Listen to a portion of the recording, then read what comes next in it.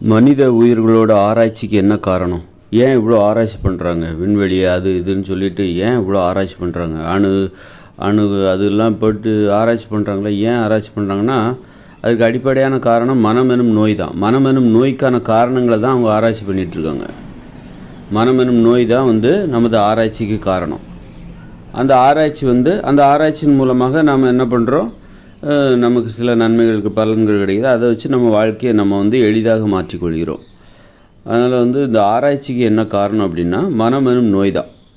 மனம் எனும் நோயை பற்றிய குழப்பங்கள் தான். அதை பற்றிய உண்மைகளை தெரிஞ்சுக்கணும் அப்படிங்கிற. மனம் எனும் நோய்ங்கிறது உடலில் ஏற்பட்ட நோய். அது மூளையில் ஏற்பட்ட நோய் மட்டும் கிடையாது. மூளை மற்றும் உடல் முழுவதும் ஏற்பட்ட நோய். கை, கால், இப்படி உடம்பில் இருக்கிற ஒவ்வொரு பகுதிகளிலையும் அந்த மனம் எனும் நோய் நமக்கு ஏற்பட்டிருக்குது. அது வெறும் மூளையில் ஏற்பட்ட நோய் மட்டுமல்ல, உடல் முழுவதுமே, மூளை உட்பட உடல் முழுவதுமே ஏற்பட்ட ஒரு நோய். அந்த நோய் தான் நமக்கு இப்படி ஒரு ஆராய்ச்சியை செய்ய தூண்டுகிறது. அல்லது இந்த ஆராய்ச்சி செஞ்சதுனால்தான் மனம் எனும் நோயே ஏற்பட்டுச்சு. ஆராய்ச்சி எப்படி ஆரம்பித்தது? ஆராய்ச்சி செஞ்சதுன்னா எப்படி ஆரம்பிச்சது ஆராய்ச்சி? இந்த கைகள் செயல்படுகிற விதம் இருக்குல்ல, இதுதான் நமது ஆராய்ச்சிக்கே காரணம். இந்த ஆராய்ச்சி தான் மனம் எனும் நோயை, மூளையின் செயல்பாட்டில் குழப்பத்தை ஏற்படுத்தியது. இந்த கைகளின் செயல்பாடுகள், இந்த 5 விரல்கள், கால்கள் தனியாக அது நடப்பதற்கு, கைகள் தனியாக அது கைகளின் செயல்பாடு அது வேறு விதமாக இருக்கிறது. அப்படி இருக்கும்போது கைகளோட அந்த செயல்பாடு இருக்குல்ல, ஒரு எழுதுவது, வரைவது, கோடுகளை இழுப்பது, கிறுக்குவது, இதுதான் ஆராய்ச்சிக்கான காரணமாக இருக்கிறது. நமது ஆராய்ச்சியின் ஆரம்பமாக இருக்கிறது. ஆராய்ச்சிக்கான தூண்டுதலாக, அல்லது ஆரம்பம்னே சொல்லலாம். அதான் பாருங்கள், கோடு போடுறது, கிறுக்கிறது. கையை எடுத்து நீங்கள் ஒரு பழத்தை பறிக்கிறீங்க, அல்லது ஒரு கையை எடுத்து ஒரு கல்லை எடுத்து எறிகிறீங்க, அதெல்லாம் ஆராய்ச்சிக்கான காரணம் கிடையாது.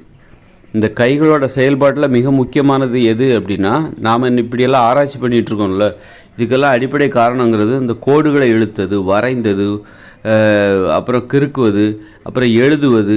கடைசியில் பாருங்கள், எழுத்தை கண்டுபிடிக்கிறோம். கோடுகளை புள்ளி வச்சது, அப்புறம் கோடுகள் இழுத்தது, கிறுக்குவது, கடைசியில் வரைந்தது, அப்புறம் பார்த்தா எழுதுவது, எழுத்தை கண்டுபிடிக்கிறோம்.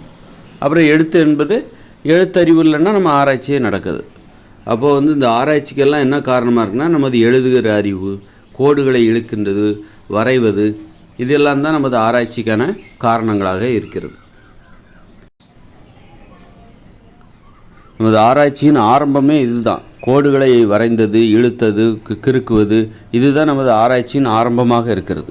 ஆராய்ச்சிக்கான தூண்டுதலாகவும் ஆரம்பமாகவும் இதுதான் இருக்குது. நாம் ஏன் இப்படி ஆராய்ச்சி பண்ணோம் அப்படின்னா, நமது கைகளின் செயல்பாடு, இந்த ஒரு பேனாவை பிடிச்சி எழுதுகிறோம், கிறுக்குறோம், அல்லது விரல்களை கொண்டு தரையில் கோடுகளை வரைவது, இப்படி, அல்லது ஏதாவது ஒரு எழுதுகோலை கொண்டு நீங்கள் எதாவது கிறுக்கிறது, இதுதான் ஆராய்ச்சியை தூண்டிச்சு. கையை வச்சுக்கிட்டு நாம் அப்புறம் இன்னொன்று என்னென்னா, இது ஒரு முதல் 50% நமது ஆராய்ச்சியை தூண்டுவதற்கான முதல் 50% என்னன்னாக்கா, கைகளை வச்சு கோடுகளை வரைவது, கிறுக்குவது, ஓவியம் வரைவது, எழுதுவது, இதுதான் இந்த பயன்பாடு. அப்புறம் இன்னொரு பயன்பாடு என்னென்னா, கைகளை வைத்து நம்ம என்ன பண்ணுறோம், கல் எடுத்து எறிகிறோம், ஒரு குச்சி எடுத்து அடிக்க போகிறோம், அப்புறம் இப்போ அதே கைகளை வச்சுக்கிட்டு நிறைய வேலைகளை செய்கிறோம். சட்டி பானை செய்கிறோம், அப்புறம் பார்த்திங்கனாக்கா நிறைய கைகளை வச்சு எவ்வளோ வேலைகளை செய்கிறோம். பாத்திரம் கழுவுறோம், சமைக்கிறோம், அப்புறம் ஒரு கதவு ஜன்னல்லாம் செய்கிறோம். இப்படி எவ்வளோ தொழில்கள் எல்லாமே கைகளை வச்சு தான் நடக்குது. ஆக இது ஒரு 50%. ஆராய்ச்சிக்கான 50% என்பது எழுதுவது, கிறுக்குவது, இது ஒரு 50% என்றால், இன்னொரு 50% எதுனா, இந்த கை விரல்களை வைத்து நிறைய பொருட்களை செய்கிறோம், வேலைகளை செய்கிறோம், செயல்களை செய்கிறோம். இந்த கை விரல்களின் பயன்பாடு, அமைப்பு, அதன் செயல்பாடு, கைகளின் செயல்பாடு, கை விரல்கள் 10 விரல்களின் செயல்பாடு, அந்த செயல்பாடு தான் நமது ஆராய்ச்சிக்கான காரணம். அதுவும் பார்த்திங்கன்னா அதை 2ஆக பிரிங்க. அதில் முதல் 50% இந்த எழுத்தறிவு, வரைகின்ற அறிவு, எழுதுகின்ற அறிவு, கிறுக்குகின்ற அறிவு, கோடுகளை இழுப்பது, இது ஒரு 50% அப்படின்னா, இன்னொரு 50% நீங்கள் ஒரு கையை வச்சுட்டு வேலை செய்கிறது, ஒரு பொருளை எடுக்கிறது, ஒரு பொருளை வைக்கிறது, கத்தி எடுக்கிறது, சுத்தியல் எடுக்கிறது, உளி எடுக்கிறது, செதுக்கிறது, இந்த மாதிரி மரம் வெட்டுறது, இப்படி ஏகப்பட்ட எல்லா செயல்களையும் இந்த இயந்திர அறிவியல் உலகத்தையே நம்ம இந்த கைவிரல்களின் செயல்பாடு தான் இந்த உருவாக்கிச்சு. நமது 2 கைகளும் அதன் அமைப்பு, அதன் செயல்பாடு, அது இல்லைன்னா இந்த உலகத்தையே நம்மளால் உருவாக்கியிருக்க முடியாது. ஆக நமது ஆராய்ச்சிக்கு இதுதான் காரணம். மனித உயிர்களின் ஆராய்ச்சி, விண்வெளியை பற்றி ஆராய்ச்சி பண்ணுறது, இந்த 2ம் தான் காரணம். அப்போ ஆராய்ச்சி இப்படிப்பட்ட ஆராய்ச்சி பண்ணனால்தான் இப்படி கைவிரல்களோட இந்த செயல்பாடு தான் மனதில் நோயே ஏற்படுத்திச்சு. நோய் ஏற்பட்டதால் நாம் இதெல்லாம் பண்ணலை. மனதில் நோய் ஏற்பட்டதால், மனம் எனும் நோய் ஏற்பட்டதால் நம்ம இந்த ஆராய்ச்சி, இந்த மாதிரி வரைகிறது, கிறுக்கிறது, கைவிரல்களை வச்சுக்கிட்டு ஒரு பொருட்களை எடுத்து பண்ணுறது, இதெல்லாம் நம்ம செய்யலை. நம்ம கைவிரல்களோட இப்படிப்பட்ட செயல்பாடுகள் தான் மனதில் ஒரு மூளையில் ஒரு குழப்பத்தை ஏற்படுத்தியது, உடலில் ஒரு குழப்பத்தை ஏற்படுத்தியது. அந்த குழப்பம்தான் மனம் எனும் நோயாக மாறியது. அதனால் உடல் செயல்பாடு தான் அங்கே முதன்மையானது. 2வது தான் மனம் எனும் நோய், 2வது தான் வருகிறது. இப்போ ஒரு நோய், மனம் என்பது ஒரு நோயின்னா, இப்போது நம்ம நம்ம உடம்புல ஒரு நோய் வருது, ஆஸ்மா வருது, வீசிங் வருது, புற்றுநோய் வருது அப்படின்னா அந்த நோய் எப்படி வரும்? முதல்ல நோய் வருமா? அதில் நோய்களுக்கு இன்னொரு காரணம் இருக்குது. நாம் ஏதாவது நாம் ஏதாவது தவறான செயல்கள் செய்திருப்போம், ஒரு தவறான உணவில் எடுத்து சாப்பிட்ருப்போம். இந்த செயல்கள் தான் நோய்கள் வருவதற்கு காரணமாக இருக்குது. நோய்கள் 2வது தான் வருது. நோய்கள் வருவதற்கான காரணமாக நம்ம எதையாவது செஞ்சுருப்போம், எதையாவது தகாத உணவுகளை சாப்பிட்ருப்போம், ஓய்வு எடுக்காமல் உழைச்சிருப்போம், தூங்காமல் கொள்ளாமல் உழைச்சிருப்போம், உடலுக்கு ஆரோக்கியம் தருகிற உணவுகளை சாப்பிடாமல் இருந்திருப்போம். அதுதான் நோய்களுக்கு காரணமாக. அப்போ நம்ம செயல்பாடுகள் தான் நோய்களுக்கு காரணமாக இருக்கிறது. அப்போ செயல் தான் நோய்களுக்கு காரணமாக இருக்கிறது. அதுபோல் மனமெனும் நோய் கூட நமது கைவிரல்களின் செயல்பாடு, கைகளின் செயல்பாடு, கைகளோட அமைப்பு, அது சார்ந்த செயல்பாடு, அதுதான் மனமெனும் நோய் வருவதற்கு காரணமாக இருக்கிறது. மனமெனும் நோய் வருவதற்கு காரணமாக ஒரு 50% நம்ம எதை சொல்லணும்? எழுதுவது, கிறுக்குவது, வரைவது, புள்ளியிடுவது, எழுதுவது, இந்த மாதிரியான செயல்பாடுகள். இதைத்தான் நம்ம எழுத்தறிவுன்னு சொல்கிறோம், படிப்பறிவுன்னு சொல்கிறோம். எந்த ஒரு நீங்கள் அப்புறம் அதை சார்ந்து நம்ம இந்த படிச்சுக்கிட்டதை வச்சுக்கிட்டு, கற்றுக்கிட்டதை வச்சுக்கிட்டு, இந்த மாதிரியான எழுத்தறிவு மூலமாக கற்றுக்கிட்டதை வச்சுக்கிட்டு அப்போ இன்னொரு தொழிலை நம்ம செய்கிறோம். ஒரு தொழிலை செய்கிறோம் அல்லது நிறைய செயல்கள் செய்கிறோம். படிக்கலைனாலும் ஒரு செயல்களை நம்ம செய்கிறோம், ஏதோ ஒரு செயல்களை நம்ம செய்கிறோம்.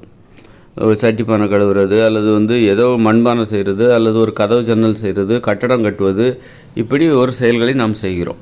ஆக இந்த கைகளின் இத்தகைய அமைப்பை கொண்டு, கைகளின் செயல்பாட்டை கொண்டு நாம் இப்படிப்பட்ட செயல்கள் செய்கிறோம். வரைகிறோம், எழுதுகிறோம், அது மாதிரி ஒரு பொருளை எடுத்து போடுறோம், வீடு கட்டுறோம், கதவு ஜன்னல் செய்கிறோம், சட்டிப்பானை செய்கிறோம், இந்த மாதிரியான வேலைகள்லாம் செய்கிறோம்ல. இப்படி இது ஒரு 50%, எழுதுவது, வரைவது, கிறுக்குவது ஒரு 50%. இந்த மாதிரி பொருட்களை எடுத்து கையாளுவது, ஒரு வேலையை செய்கிறது, வீடு கட்டுறது, ஒரு கல் எடுத்து எறிகிறது, மரத்தை பிடிச்சி இந்த செயல்பாடு கைகளின் இத்தகைய செயல்பாடு ஒரு 50%. இது 2ம் சேர்ந்து தான் மனதில் நோயை ஏற்படுத்திச்சு, மனதில் குழப்பத்தை ஏற்படுத்திச்சு. குழப்பம்தான் நோய். மனம் எனும் நோய்க்கு என்ன பேருனா மூளையின் செயல்பாட்டில், உடலின் செயல்பாட்டில் ஏற்பட்ட குழப்பம். ஏன்னா இது இயற்கையானது கிடையாது. நாம் வரைகிறோம், எழுதுகிறோம், கைகளை வச்சுக்கிட்டு இன்றைக்கி ஒரு சட்டி பானை செய்கிறோம், அல்லது ஒரு கதவு ஜன்னல் செய்கிறோம், வீடு கட்டுறோம். இதெல்லாம் இயற்கையான செயல்பாடு கிடையாது. வண்டியை ஓட்டுறோம், சைக்கிள் ஓட்டுறோம், வண்டி ஓட்டுறோம், இதெல்லாம் இயற்கையான செயல்பாடு கிடையாது, செயற்கையான செயல்பாடு. இடையில வந்ததுனால இந்த கைகளோட அமைப்பு காரணமாக இதை வச்சு இந்த மாதிரியெல்லாம் நம்ம செய்ய முடியும் அப்படிங்கிறத நம்ம கண்டுபிடிக்கிறோம். இந்த வச்சு வீடெல்லாம் கட்ட முடியும், நம்ம கைகளோட அமைப்பை வச்சு நம்மளால் வீடு கட்ட முடியும் அப்படின்னு நம்ம கண்டுபிடிச்சதுனால இது செயற்கையானது, இயற்கையானது கிடையாது. அப்படிங்கும்போது அது மூளையின் செயல்பாட்டில் குழப்பத்தை ஏற்படுத்துகிறது, உடலின் செயல்பாட்டில் குழப்பத்தை ஏற்படுத்துகிறது, பயத்தை ஏற்படுத்துது. என்னடா கையெல்லாம் இப்படியெல்லாம் வேலை பார்க்குது, கை என்னடா இந்த மாதிரியெல்லாம் வேலை பார்க்குது, மூளைக்கே ஒரு குழப்பம் வந்துருச்சு. நமது கட்டுப்பாட்டின் கீழ் இருக்கிற இந்த கை இப்படியெல்லாம் வேலை பார்க்குது, பயமாக இருக்குது, இது எங்கே கொண்டு போய் முடியுமோ தெரியலையே அப்படின்னு சொல்லிட்டு அந்த மூளை பயந்துச்சு. ஏன்னா அந்த பயம் நியாயமானதான். கடைசியில் எங்கெல்லாம் போய் நிற்கிது பாருங்கள், போரிடுறாங்க, ஒருத்தரை வெட்டிக்கிட்டு சாவுறாங்க. அப்போது அந்த மூளை பயந்ததுக்கு காரணம் இருக்குது. மூளைக்கு ஒரு பயம் வருது, குழப்பம் வருது, கோபம் வருது. அப்போ அதை புரிஞ்சிக்க முடியல. இது எப்படி நமக்கு நல்லதாக முடியுமா, அழிவில் கொண்டு போய் முடியுமா அப்படின்னு மூளை பயந்து நடுங்கிச்சு. அதுதான் அந்த மனம் எனும் நோயாக மாறுகிறது. குழப்பமாக அது மூளைக்கு குழப்பமாக இருக்குது, இது எங்கே போய் முடியுமோ அப்படின்னு சொல்லிட்டு கோபமாகவும் கவலையாகவும் இருக்குது. அதுதான் மனம் எனும் நோயாக அது மாறுகிறது. அப்போ அது உண்மை தானே. இன்றைக்கி இப்படிப்பட்ட நிறைய ஆபத்துகளை மனுஷங்க கடந்துட்டு வராங்க. இன்னும் நம்ம ஆபத்தின் பிடியிலேருந்து விலகிட்டோமான்னா சொல்ல முடியல. அப்படிப்பட்ட ஒரு இக்கட்டான நிலைமைக்கு அப்போ அப்போ மூளைக்கு ஏற்பட்ட பயம், குழப்பம், கோபம். இப்போ நம்ம என்ன கற்றுக்கிட்டு இருக்கோம் அப்படின்னா, இந்த கைகளை வச்சு எதை செய்யணும், எதை செய்யக்கூடாது. அப்போ இந்த மனம் எனும் நோய் நமக்கு தேவை. அதுதான் நமது பாதுகாப்பிற்கு காரணமாக இருக்கிறது. நாம் இந்த பாதுகாப்பாக வாழ்வதற்கு மனம் எனும் நோய் தான் காரணமாக இருக்கிறது. அப்படின்னா இந்த பாதுகாப்பிற்கு காரணமாக இருக்குது. அப்படின்னா நமக்கு என்ன தேவை அப்படின்னா, இப்போ நம்ம என்ன கற்றுக்கிட்டோம் அப்படின்னா, மனம் எனும் நோய் நமக்கு தேவை. அதே நேரத்தில் இந்த கைகளை வச்சுக்கிட்டு நம்ம மனம் எனும் நோய்க்கு கைகளோட செயல்பாடு தான் காரணம். இன்றைக்கி நம்ம என்ன கற்றுக்கிட்டோம் அப்படின்னா, இந்த கைகளை வச்சு எதை செய்யணும், எதை செய்யக்கூடாது. கைகளால் நிறைய வேலைகளை செய்ய முடியும். அப்போ அந்த வேலையை வச்சுட்டு எதை செய்யணும், எதை செய்யக்கூடாது. இந்த 10 விரல்கள், கைகளோட செயல்பாடு, இதை வச்சுக்கிட்டு நம்ம எதை செய்யணும், செய்யக்கூடாது, அதைத்தான் நம்ம கற்றுக்கிட்டோம். இப்போ கைகளை வச்சுக்கிட்டு சுய இன்பம் பண்ணுறாங்க. அது மிக மோசமானது. உள்ள குற்றங்களிலேயே மிக மோசமான முதல் தரம் 1ஆம் நம்பர் குற்றம் அதுதான். அப்போ அதை செய்யக்கூடாது. இந்த கை விரல்களை வச்சு நாம் செய்யக்கூடாத ஒரு செயல் என்பது அந்த சுய இன்பம். அதை செய்யக்கூடாது. அது மனசு கெட்டு போயிடும், உடம்பு கெட்டு போயிடும், நோய்களை வரவழைத்து விடும். தொடர்ச்சியாக சுய இன்பத்தில் ஈடுபடுகிறவருக்கு கண்டிப்பாக நோய் வரும், தப்பவே முடியாது. அந்தளவுக்கு அது உடல் நாடி நரம்புகள் எல்லாம் அந்தளவுக்கு பாதிப்பை ஏற்படுத்தும். அப்போ கைகளை வச்சு நாம் செய்யக்கூடாது, இதெல்லாம் செய்யக்கூடாது அப்படின்னு நம்ம கற்றுக்குறோம். அப்புறம் மற்றவங்க பொருளை திருடக்கூடாது, மற்றவங்களை அடிப்பதற்கோ அவமானப்படுத்துவதற்கோ அந்த கைகளை பயன்படுத்தக்கூடாது. அப்புறம் கத்தியை கொலை பண்ணுறதுக்கு அந்த கைகளை பயன்படும். ஏன்னா ஒருத்தரை ஈஸியாக கொலை பண்ண முடியும். ஒரு கம்பை எடுத்து தலையில் அடிச்சிட்டா செத்துருவாங்க. ஒரு கல்லை தூக்கி தலையில் போட்டாக்கா செத்து போயிடுவாங்க. அப்போ அந்த கைகளை வச்சு நம்ம அதெல்லாம் செய்யக்கூடாது. அதைத்தான் நம்ம கற்றுருக்கோம். கைகளை எப்படி கட்டுப்பாடு, கைகளுக்கான கட்டுப்பாடு, கைகளை பயன்படுத்துவதில் உள்ள கட்டுப்பாடு, இதை அனுபவம் மூலமாக நம்ம கற்றுருக்கோம். திருடக்கூடாது, அடிக்கக்கூடாது, அவமானப்படுத்தக்கூடாது. அப்போ எதுக்கு பயன்படுத்தணும்? அன்போடு பிறரிடம் பழகுவதற்கு, அணைப்பதற்கு, உரிமையோடு அடிப்பதற்கு. உரிமை இருந்தால்தான் அடிக்கணும். இந்த மாதிரி அப்புறம் ஒரு வேலைகளை செய்யணும். முரட்டுத்தனமான வேலைகளை செய்வதற்கு கைகளை பயன்படுத்தக்கூடாது. முரட்டுத்தனமான கடினமான வேலைகளை செய்வதற்கு உயிரை பணயம் வைத்து வேலை செய்யக்கூடாது. இந்த கைகளை பயன்படுத்தி உயிரை பணயமாக வச்சுக்கிட்டு வேலை செய்யக்கூடாது. இதெல்லாம் நம்ம கற்றுக்குறோம். அதன் பிறகு தான் அந்த மனசு அமைதியடையுது. அந்த குழப்பத்திலிருந்து, பயத்திலிருந்து விடுபடுகிறது. இந்த கைகளின் செயல்பாடு குறித்த பயத்திலிருந்து, குழப்பத்திலிருந்து அந்த மூளை என்பது விடுபடுகிறது. ஆனாலும் அதுக்கு பயம் இருக்குது. அப்போ அந்த மனம் எனும் நோய் நமக்கு இருக்க தான் செய்யும். ஏன்னா கைகளோட செயல்பாடு இயற்கையானது கிடையாது, அது செயற்கையானது. அதனால் செயற்கையானதை என்றைக்கும் இந்த மூளை ஏற்றுக்காது. அதே நேரத்தில் புரிஞ்சிக்குது, சரி இனிமேல் கைகளை வச்சு எப்போ மூளை சமாதானம் அடையுதுன்னா, இந்த கைகளை வச்சு எதை செய்யணும், எதை செய்யக்கூடாது, அதையாவது இந்த மனுஷங்க கற்றுக்கிட்டாங்கல்ல, அது வரைக்கும் மூளைக்கு கொஞ்சம் அமைதி ஏற்படுது. அப்பாடா இப்போ தயா கொஞ்சம் பயம் தீருது. இனிமேல் எக்காரணம் கொண்டும் இந்த கைகளின் செயல்பாடுகளை வைத்து கைகளை வச்சுக்கிட்டு தகாத செயல்களை, குற்றச் செயல்களை இவர்கள் செய்ய மாட்டார்கள் என்கிற அந்த உத்தரவாதம் மூளைக்கு கிடைக்கும்போது மூளைக்கு ஒரு அமைதி ஏற்படுது. அது இனிமேல் நடக்கும். இனிமேல் பிறக்கிற குழந்தைகள் அந்த மாதிரி ஒரு கடினமாக உழைக்க மாட்டாங்க, முரட்டுத்தனமாக உழைக்க மாட்டாங்க, குற்ற செயல்களில் ஈடுபட மாட்டாங்க. உடலுக்கு நோய்களை வரவழைக்கிற உணவுகளை தேடி அலைஞ்சி அதை சமைச்சு சாப்பிட மாட்டாங்க. கைகளை வச்சு தான் நம்ம அதையும் சமைக்கிறோம். நம்ம உடம்புக்கு நோய்களை தருகிற உணவுகளையே நாம் சமைச்சு சாப்பிட்றோம். ஆடை கொள்கிறோம், மாட்டை கொள்கிறோம். அப்போ இதெல்லாம் செய்யக்கூடாதுங்கிறது தான் கற்றுக்குறோம். இந்த கைகளை வச்சு நாம் இதெல்லாம் செய்யக்கூடாதுங்கிறது தான் கற்றுக்குறோம்.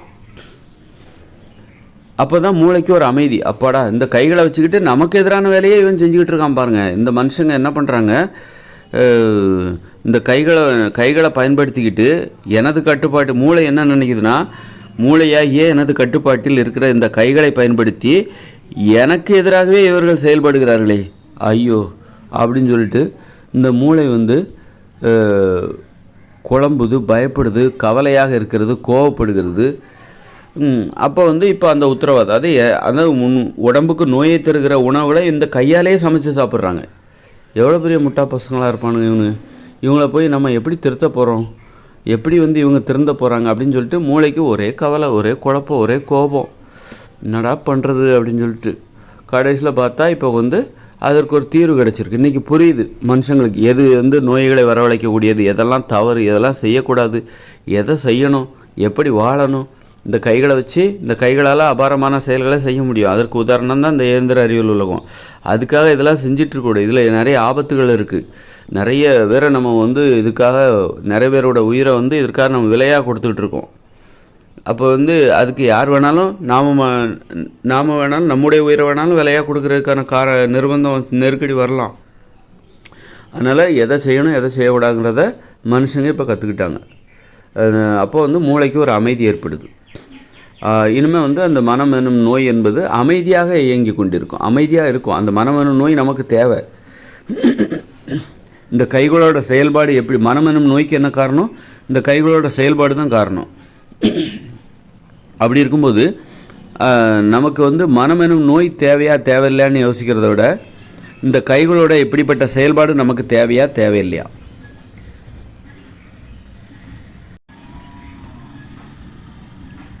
இந்த கைகள் இப்படி செயல்படுதில்ல, இது நமக்கு தேவையா தேவையில்லையா?